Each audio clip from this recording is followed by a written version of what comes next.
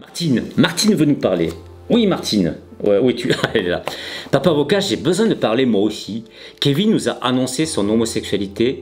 Je voudrais savoir comment accepter notre enfant alors qu'il est si différent de nous. Ah, qu'est-ce qui s'est passé pour toi lorsque Kevin vous a révélé son orientation sexuelle? Oui, Martine, c'était comme un coup de massue. J'ai d'abord pensé à mon mari, à quel point il allait être déçu. Et puis ensuite, à nous, au fait que nous n'aurions jamais de petits-enfants. Et puis enfin aux gens, à ce qu'allaient dire les gens. Mais pour Kevin, qu'est-ce que tu as pensé pour Kevin? Mais qu'il allait être malheureux, qu'il serait rejeté, qu'il ne pourrait pas fonder de famille, que les gens se moqueraient de lui, de nous. Voilà ce que j'ai pensé pour lui. Oui, ma maman, tu veux parler? Est-ce que tu as honte de lui, Martine? Oui. Et en même temps, j'essaie de la combattre, cette honte, mais je suis assommée. Je suis malheureuse par rapport à tout ce que je t'ai dit, et tout ce que je pense de lui, et que je peux penser de lui. Ma maman, oui, mais enfin, tu te rends bien compte que cette honte, c'est toi qui l'as créée. D'autres parents vivraient l'événement complètement différemment, et seraient aux côtés de leur enfant. Bien sûr que ça sera compliqué pour Kevin, mais ça le sera encore plus si ses parents ne sont pas avec lui.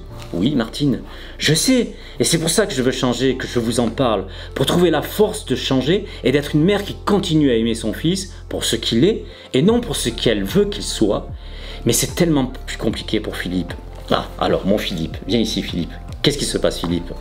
Qu'est-ce qui t'arrive par rapport à ce que vous avez appris par rapport à Kevin? Moi, j'ai honte. Oui, moi, j'ai honte de mon fils.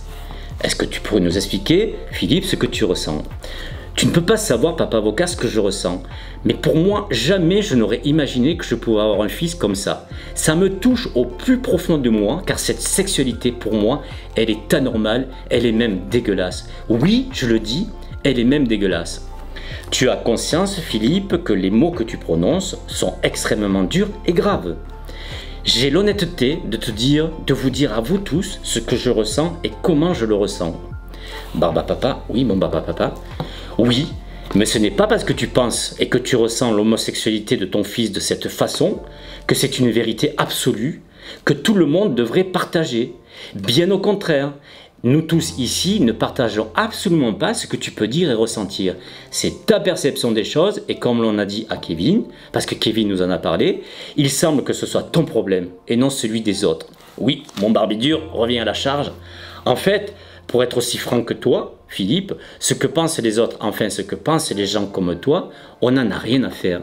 L'important pour nous, c'est d'accepter les autres tels qu'ils sont. Que nous nous acceptions tous tels que nous sommes. Mon tournesol.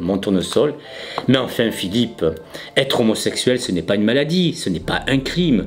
C'est une orientation sexuelle différente de l'hétérosexualité ou même de la bisexualité, c'est tout, si j'ose dire, c'est tout. Eh bien pour moi, c'est différent. Pour moi, c'est inacceptable. Ça me dégoûte, oui, ça me dégoûte.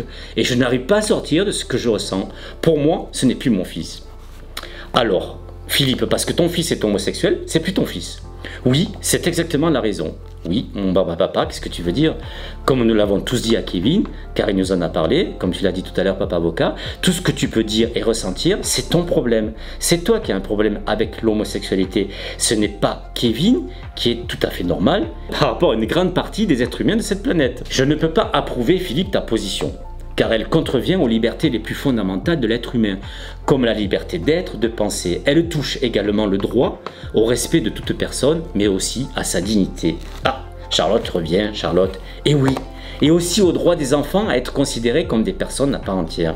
Oui, mon Philippe, j'entends tout ce que vous me dites, je l'entends. J'entends aussi ce que dit Martine. J'ai peut-être besoin de temps, j'ai sans doute besoin de réfléchir. Kevin, comme tous les enfants, a besoin de ses parents. Il est cependant à un âge où il peut et il doit assumer sa vie. Ce serait tellement bien que vous puissiez partager les plus beaux moments de sa vie. C'est aussi ça, être parent. Mais Philippe, si tu ne le considères plus comme ton fils, Kevin continuera à se construire, à vivre sans toi. Oui, quelle que soit la position de vos proches, continuez à vivre, à vous construire, à vous rapprocher des personnes qui vous respectent. Sur le chemin de votre vie, il y aura toujours quelqu'un pour ne pas être d'accord avec vous, pour ne pas vous aimer. C'est le lot de chacun d'entre nous. La solution? Ne pas être soumis à l'opinion des autres, vivre libre. Soyons libres, la vie est courte, très courte. Et pour ceux qui râlent, qui rament, tant pis pour eux. À très bientôt, ciao. J'ai du mal avec à très bientôt.